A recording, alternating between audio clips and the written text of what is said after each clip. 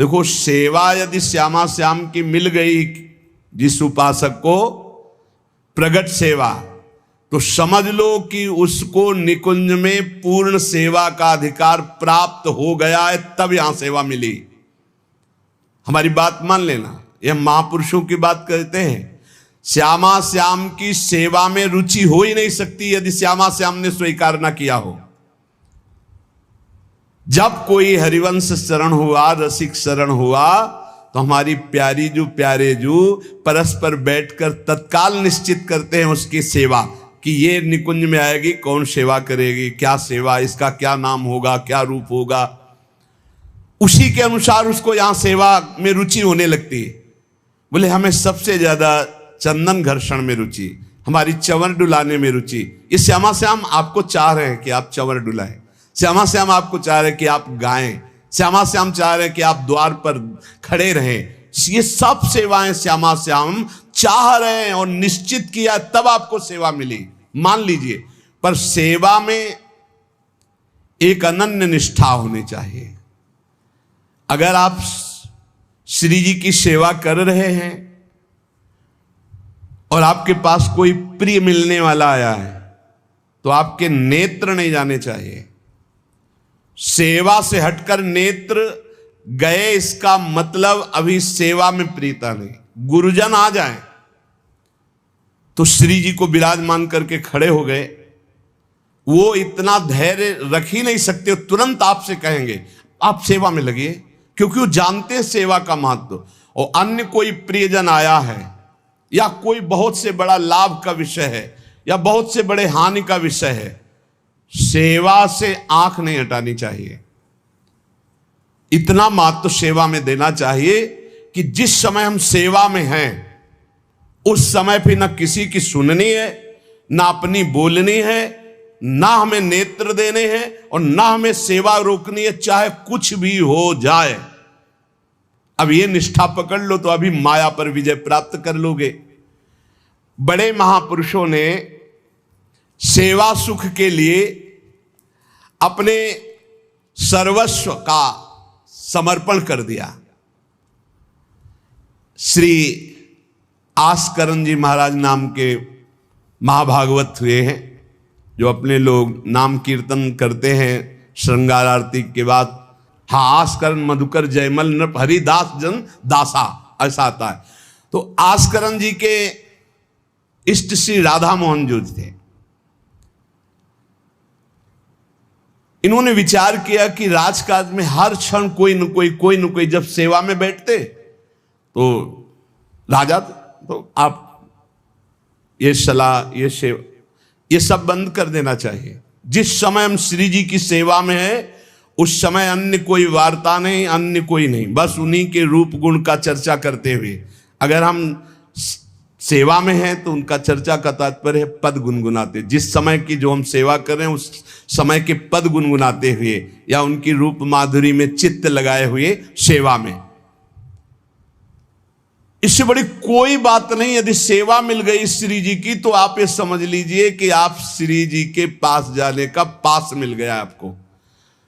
बड़े बड़े महापुरुषों ने कहा भजन करना, साधना करना, ये सब हो सकता है, लेकिन प्रभु की सेवा में अनुराग, गुरु की सेवा में अनुराग, संत सेवा में अनुराग, समाज सेवा में भगवत भाव से अनुराग, ये बहुत कठिन बात है। ऊर्ध्वबाहु विरोमेश न कश्चित शृणोति में, धर्मादर्थश्च कामश्च किम धर्मम न सेव्यते। भगवान श्री कृष्ण द्वैपायन व्यासदेव जी कहते, मैं दोनों हाथ उठाकर कहता हूं, मेरी बात सुन लो, मान लो। सेवा से सब प्रकार की संपत्ति प्राप्त हो जाती है, जो चाहिए आपको, लौकिक पारलौकिक।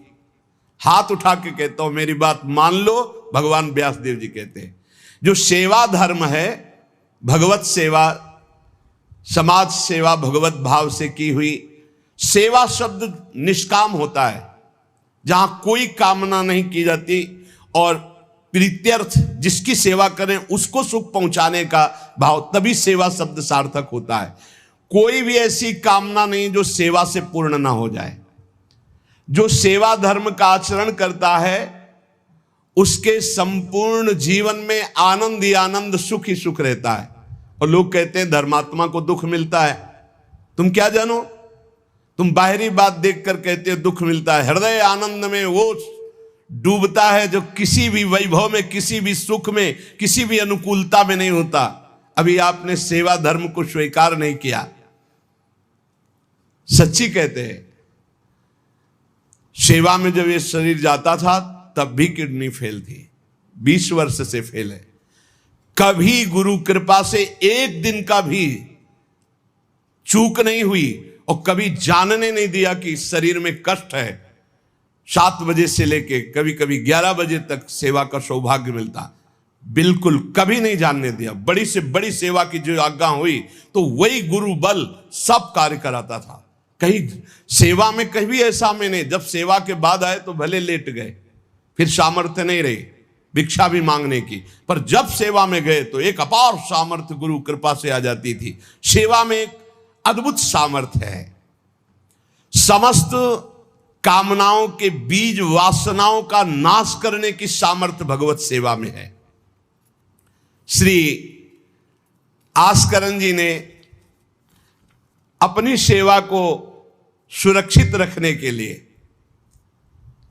ये नरवरगढ़ के राजा है। राजा को बहुत से कार्य होते हैं, पता नहीं किस समय कौन सी राजकीय व्यवस्था के लिए आवश्यकता पड़ जाए, तो ठाकुर सेवा में एकाग्रता की बहुत आवश्यकता होती है। पत्रावली तो सिर्फ पत्रावली पे ध्यान है, इधर उधर नहीं, नहीं तो पत्रावली बिगड़ जाएगी, वो पत्रावली मानी नहीं जाएगी आपकी। भोग लगा रहे हैं तो सिर्फ एक एक कवल पे ध्यान है आपका। बैठे हैं, प्यारी जू प्यारे जू कैसे पा रहे हैं, हित सजनी जू कैसे पवा रहे हैं, प्यारे जू कौन सी पदार्थ की तरफ देख रहे हैं, लाडली जू कौन से पदार्थ की तरफ देख, पूरी भावना में उससे डूब। श्रृंगार तो श्रृंगार कर रहे हैं, स्नान तो स्नान, मतलब सेवा में पूरी तन्मयता आवश्यकता है। अगर तन्मयता नहीं तो फिर बिगड़ जाएगा। तो नरवरपुर ताको राजा नरवर जानो, मोहन जू धरिए सेवा नी के करी है। घरी 10 मंदिर में रहे चौकी द्वार, पावत न जान को ऐसी मति हरी है। पर्यो को काम आए अब ही लिवाए ल्याओ, कहे पृथ्वीपति लोग कान में न धरी है। आई फौज भारी सुध दीजिए हमारी, सुनी बहु बात टारी परी बात कर भरी है। मनुष्यों में श्रेष्ठ आस्करण जी ये नरवरगढ़ के राजा थे। इनके ठाकुर का नाम राधा मोहन जो था। ये प्रेम पूर्वक उनकी सेवा में कोई विघ्न न हो इसलिए 10 घड़ी तक का कठोर आदेश दे दिया था। 24 मिनट की एक घड़ी होती है, तो 10 घड़ी कितने हुए? 4 घंटे। 4 घंटे तक कोई भी अगर सूचना देने आया तो दंड प्राप्त करेगा, वो दंड उसको मिलेगा। 4 घंटे तक सूचना भी नहीं देनी है।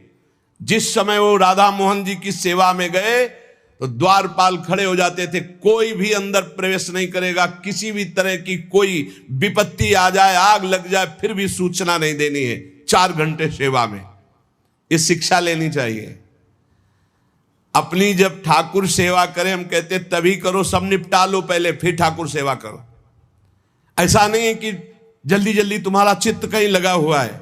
अगर घर गृहस्थी में हो तो हम कई बार एकांतिक में बोल चुके हैं, पहले अपने पति पुत्र की तैयारी कर दो। उनको ऑफिस जाना है, उनको विद्यालय जाना है, सबकी तैयारी कर दो, जय जयकार करके उनको पवाओ।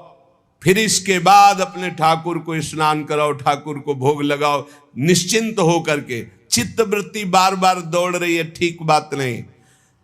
अगर हमें कभी कोई और कार्य हुआ तो हम पहले वो कार्य करते थे, फिर राधा वल्लभ जी के दर्शन जाते थे, क्योंकि हम राधा वल्लभ जी के दर्शन में खड़े वही चिंतन करेंगे, वो उनके पास जाना है तो पहले उनके पास हुआ है, फिर अगर कोई कार्य है तो हम वो निपटा के तब जाएंगे।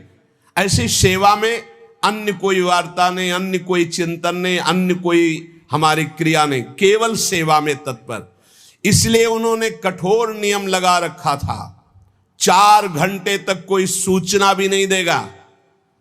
और आप मंदिर में राधा मोहन जी को 4 घंटे स्नान कराना, श्रृंगार कराना, आरती करना, फिर आरती करके भोग आदि सब करके फिर दंडवत करना। दंडवत के बाद जब प्रसाद चरणामृत लेकर उठते तब कोई बात हो तो बता सकते हैं। वो भी बात जब श्री जी की चिक डालकर बाहर निकले, उस समय द्वार पर चौकीदार बहुत सावधानी से कोई भीतर न जाने पावे।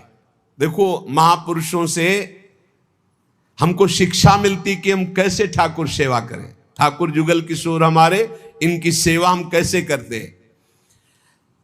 आप 4 घंटे एकाग्रचित होकर केवल सेवा में ही डूबे, बड़ा सुख मिलता है। जब अपने श्री जी सौभाग्य दिए थे सेवा करने का, तो जैसा श्रृंगार करने के बाद जब दर्पण दिखाते थे तो रोना आता था। अपने प्रभु को श्रृंगारित देखकर जो हृदय में सुख मिलता है, रोम रोम आनंदित हो जाते थे। कभी कभी 2-2 बजे दोपहर तक बैठे फिर भिक्षा मांगने जाते थे।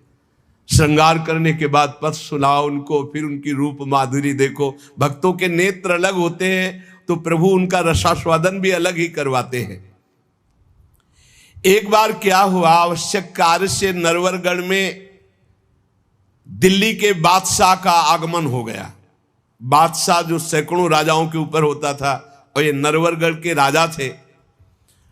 उसने आज्ञा करी, जाओ आस्करण जी को हमारे सामने जल्दी लिवा करके लाओ। और आस्करण जी का नियम था, राधा मोहन जी के मंदिर में गए तो सख्त आदेश, कोई सूचना नहीं पहुंचाएगा। सब आस्करण जी के जो रक्षक थे उन्होंने मना कर दिया, नहीं महाराज, ये आपकी सूचना भी नहीं पहुंच सकती, 4 घंटे आ ही नहीं सकते आस्करण जी। उसको बहुत क्रोध आया, बादशाह हो, मैं आदेश कर रहा हूं, एक छोटे राजा के सेवक हमें जवाब दे रहे हैं। बादशाह ने आज्ञा का उल्लंघन, इससे बड़ा क्रोध हुआ और उसने बड़ी सेना बुलवा ली और सेनापति को आदेश किया कि जाओ बोल दो, नगर का नाश करवाना चाहते हो या हमारी आज्ञा का पालन करना चाहते हो। तुरंत आस्करण को भेजो, अन्यथा पूरी सेना बलात् नगर को नष्ट कर देगी और जबरदस्ती आस्करण को बंदी बना लिया जाएगा। बादशाह का आदेश, देखो परीक्षा होती। जब ये आदेश हुआ, सेनापति आया, निज दूतों से जो अंगरक्षक द्वारपाल, उनसे कहा, सबने कोई उत्तर नहीं दिया। 4 घंटे तक हम अपने राजा को सूचना भी नहीं दे सकते, जो तुम्हें करना हो करो। ये बड़ी बात है।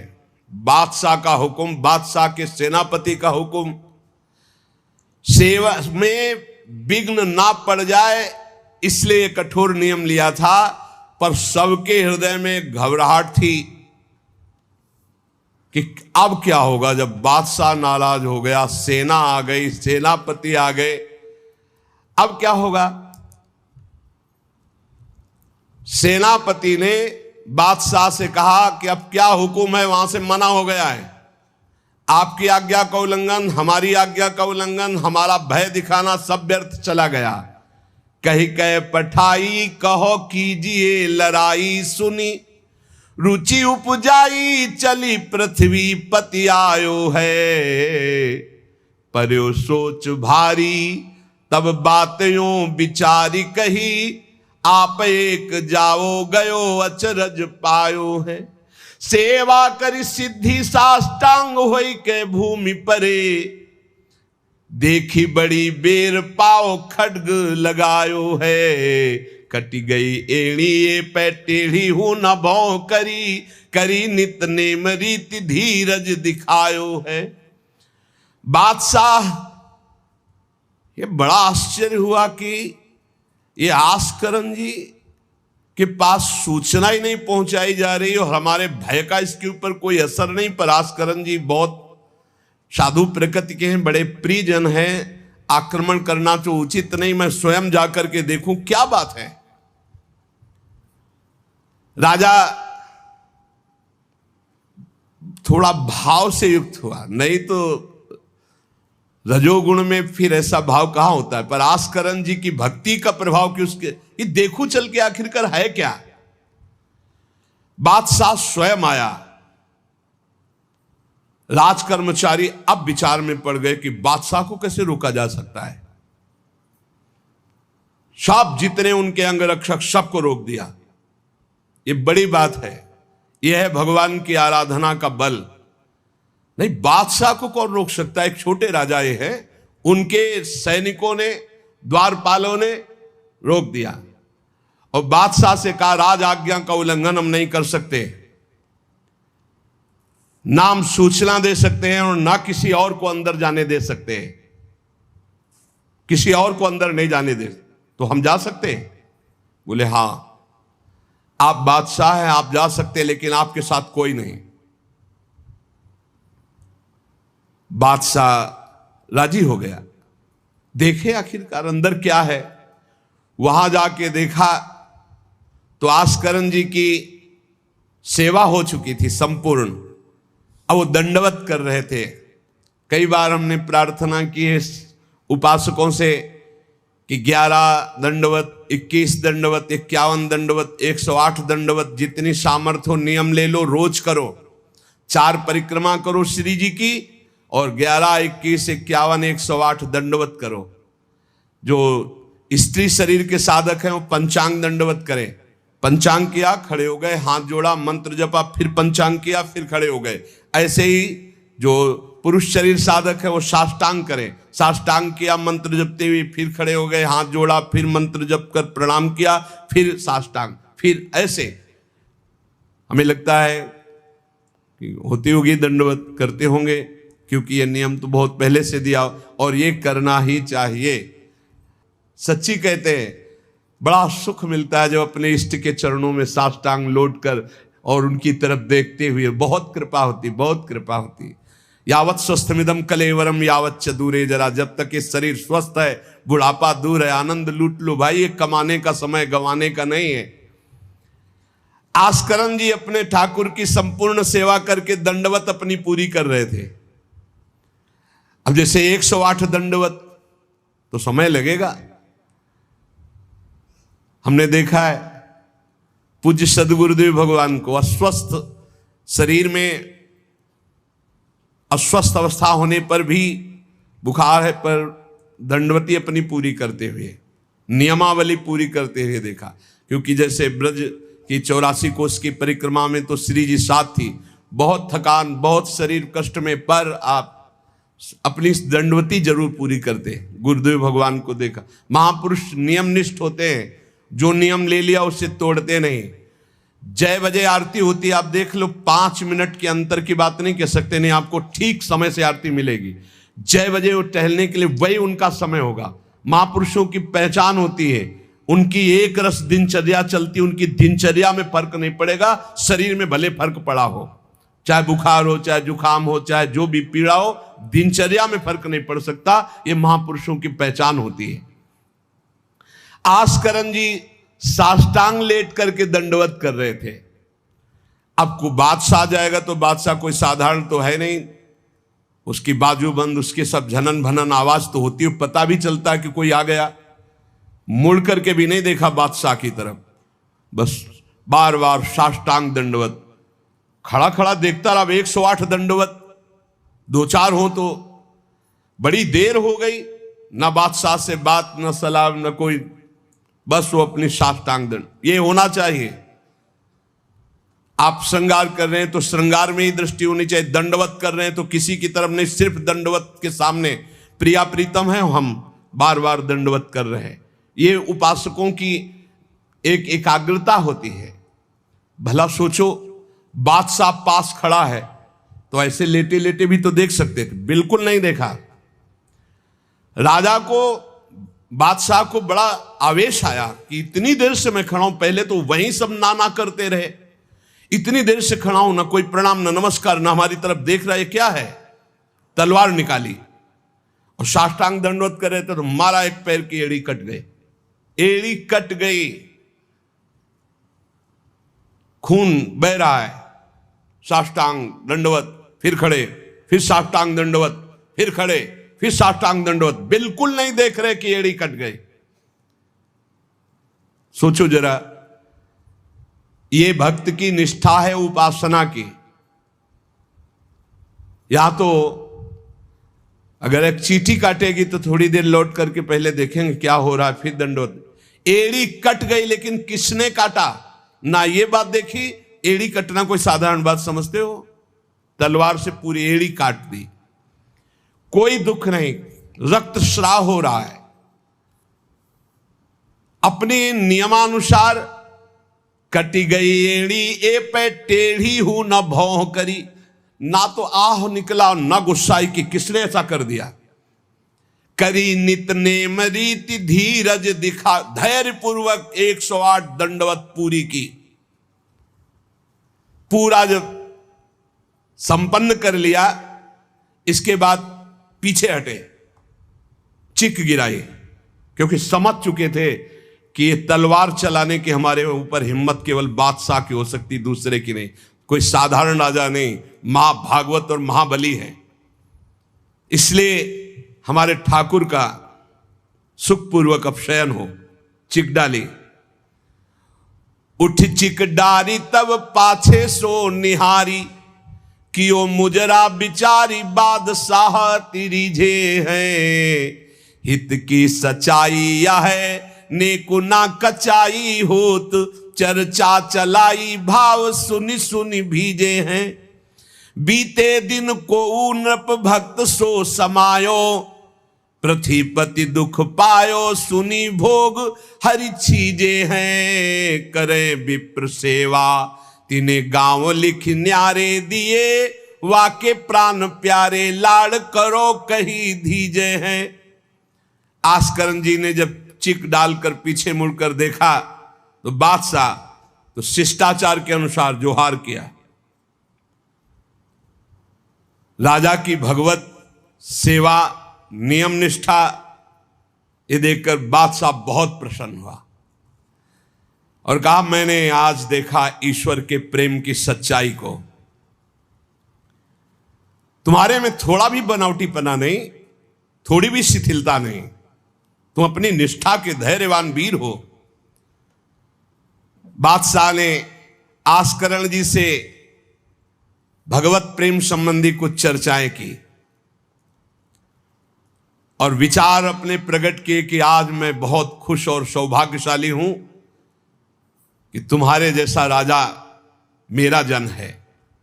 बड़ा हृदय रस में डूब गया बादशाह का। यह है देखो सच्चाई भक्ति की। नहीं बादशाह के हुक्म को टाल देना, सेनापति की आज्ञा का उल्लंघन कर देना, बादशाह आया है साष्टांग दंडवत, कोई उसका आदर ना करना, ये सब भारी अपराधों में आता है। नहीं, बादशाह आया और फिर दंडवत हो सके, नहीं, पहले उससे बातचीत होगी, बाद में दंडवत होगी। नहीं, अपनी निष्ठा के आगे नहीं। एड़ी काट दी गई फिर भी नहीं रुके। अब आस्करन जी सदैव अपने भगवत निष्ठा, भगवत सेवा में मगन रहते। राजा बहुत प्रसन्न होकर के कहा कि अब जिस कार्य के लिए हम आए थे अब उस कार्य की जरूरत नहीं है, और अपनी जेब से अपनी रुमाल निकाल कर अपने हाथों से उनके चरणों की एड़ी में बांधा और कहा, तुरंत चलिए राजवैद्य के द्वारा इसे, और आज से हमारी तरफ से आपके ठाकुर की सेवा सुख संविधान चलेंगे। हम विशेष विशेष प्रकार की आपकी ठाकुर सेवा में सहयोग करें।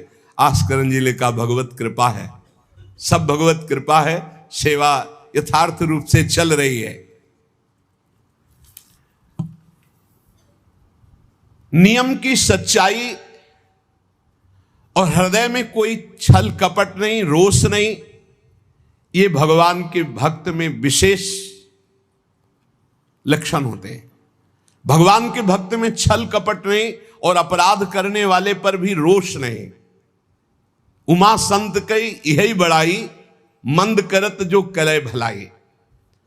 अगर सच्ची आराधना, सच्चा प्रेम, तो सबको बदलना पड़ेगा। बादशाह का भाव बदल गया, जो आवेश में था, क्रोध में था।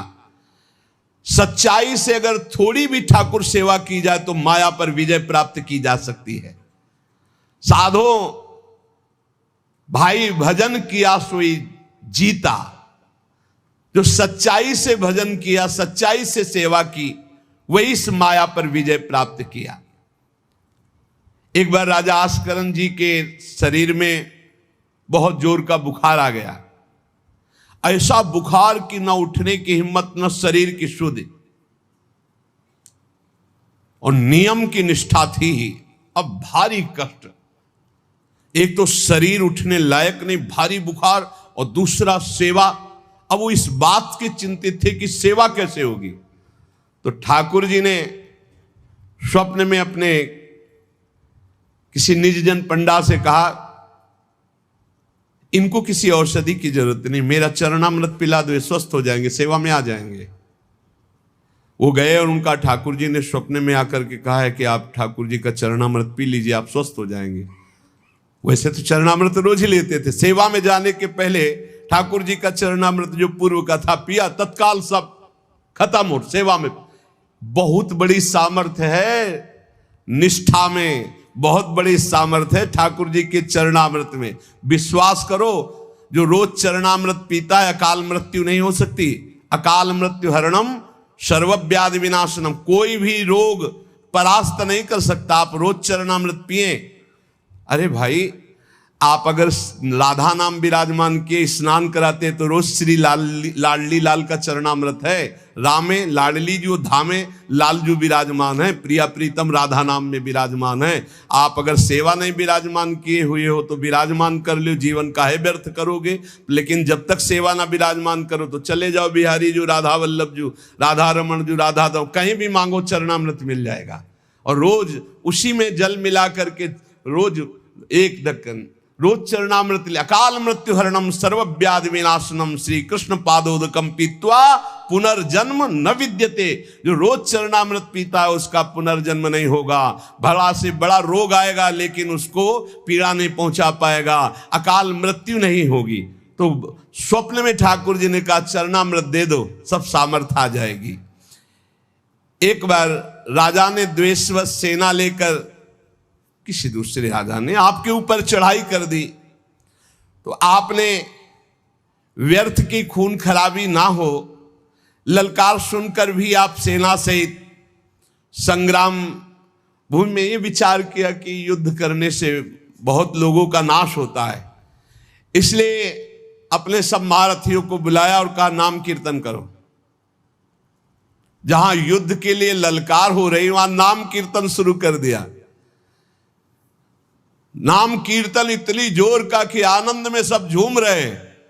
और उधर एक बादल की ऐसी टुकड़ी आई कि इतने ओले बरसे कि जो विपक्षी सेना थी, मैं राजा और विपक्षी सेना सब भाग गए और ये अपनी तरफ कीर्तन ही करते रहे, लड़ना ही नहीं पड़ा। भाव ये है कि जो भगवान में चित्त जोड़ता है, भगवान नाम कीर्तन करता है, भगवत सेवा परायण रहता है, सारे विघ्नों का निवारण स्वयं भगवान करते हैं। एक बड़ा सुंदर प्रसंग श्री जयमल जी का आता है। जयमल जी भी नियमनिष्ठ महापुरुष, ये भगवान श्री श्यामा श्याम के अनन्य उपासक थे। हरिवंश महाप्रभु के निज जनों में इनका भी नाम आता है, जयमल जी का। इनके हृदय में जैसे आस्करन जी की निष्ठा थी उस वैसी निष्ठा थी सेवा की। इन्होंने भी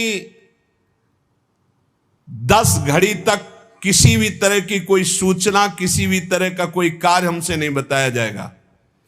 और इन्होंने तो स्पष्ट आदेश कर दिया। तो वहां तो आदेश था केवल आस्करन जी का, यहां आदेश था जो बताने आएगा उसकी गर्दन उतार लेंगे। यहां तो और कठोर था। जयमल सिंह जी, वैसे इनका पहले निवास मेड़ते में था और ये बड़े अनुरागी प्रिया प्रीतम के। इनको प्रिया प्रीतम की सेवा में थोड़ा भी विघ्न बर्दाश्त नहीं था।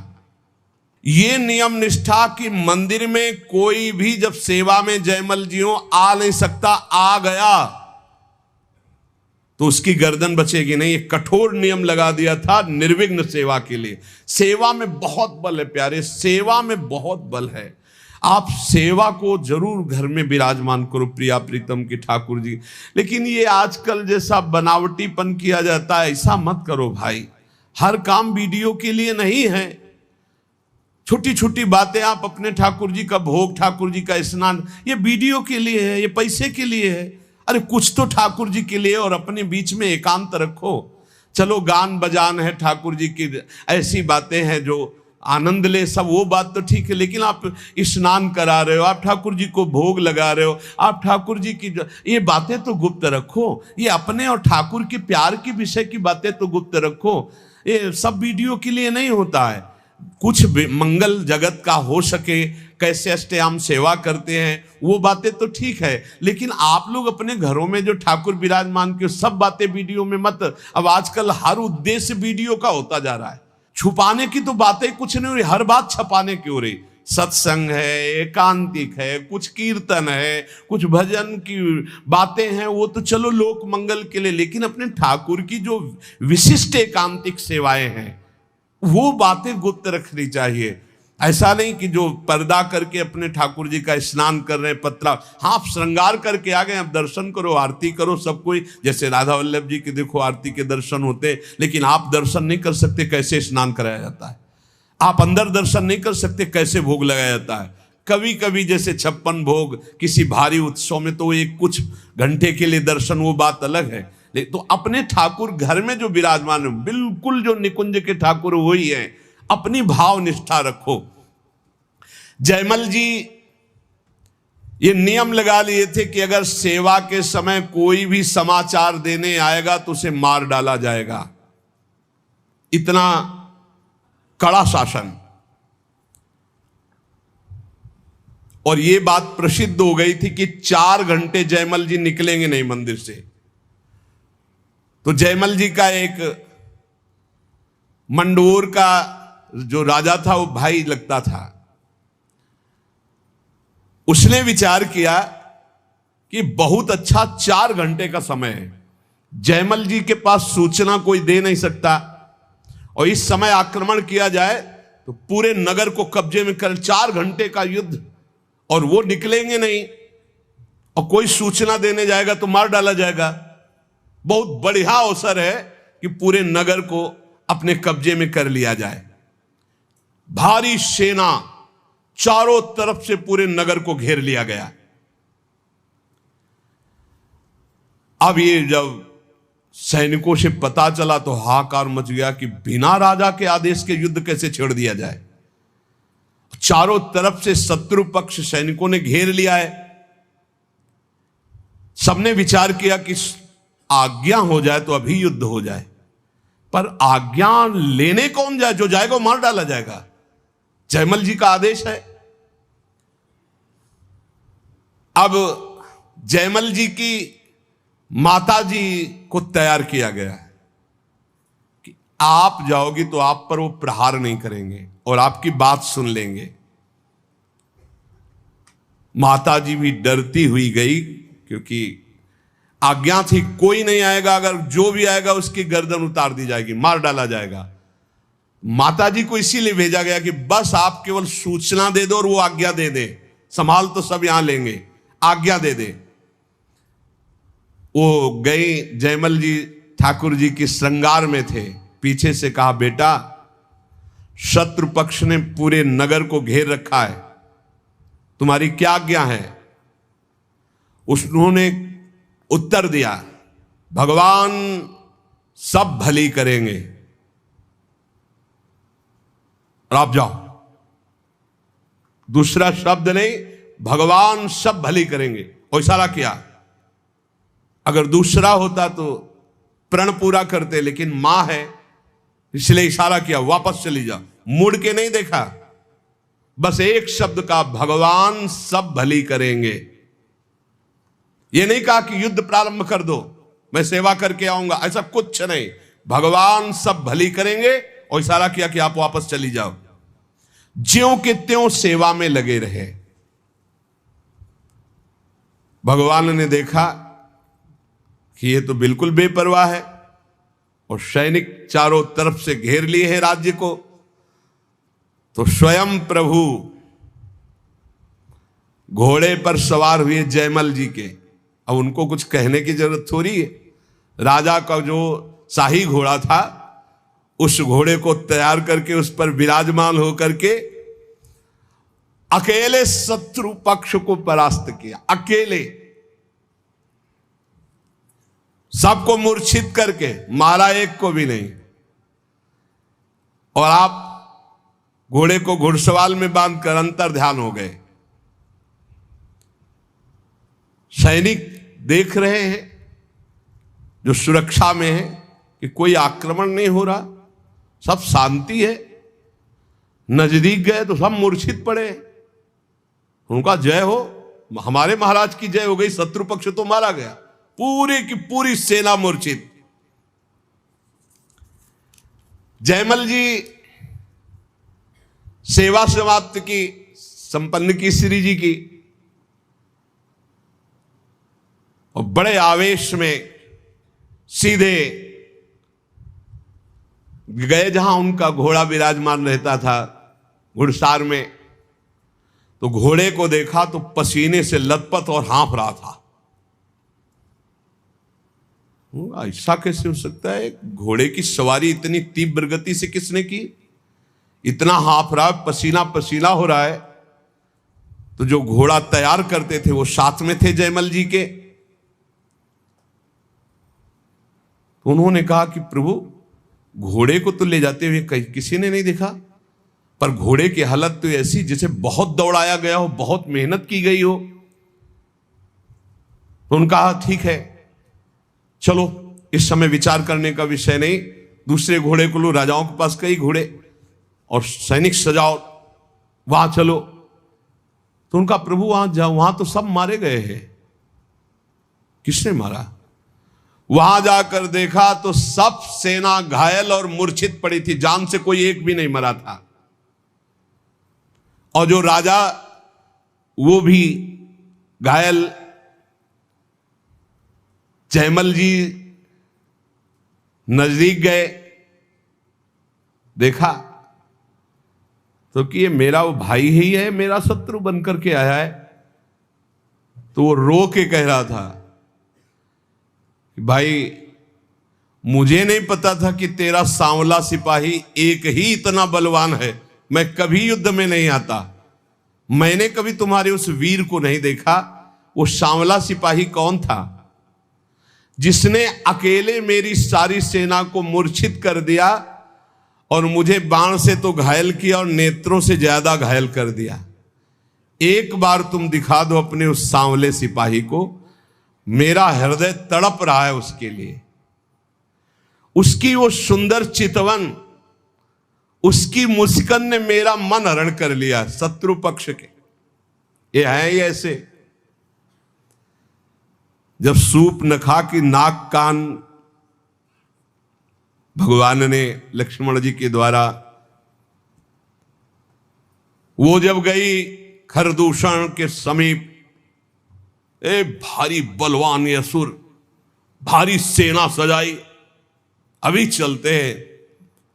जब वहां गए तो राम जी का रूप जब देखा तो कह रहे यद्यपि भगनी कीन कुरूपा, यद्यप तुमने अपराध किया, हमारी बहन को कुरूप बना दिया, लेकिन बध लायक नहीं, तुम मारने लायक नहीं, बहुत सुंदर हो। राक्षस लोग कह रहे, इतने सुंदर प्रभु, और मुस्कुराहट प्रभु के देख के कह रहे कि यद्यप तुमने अपराध किया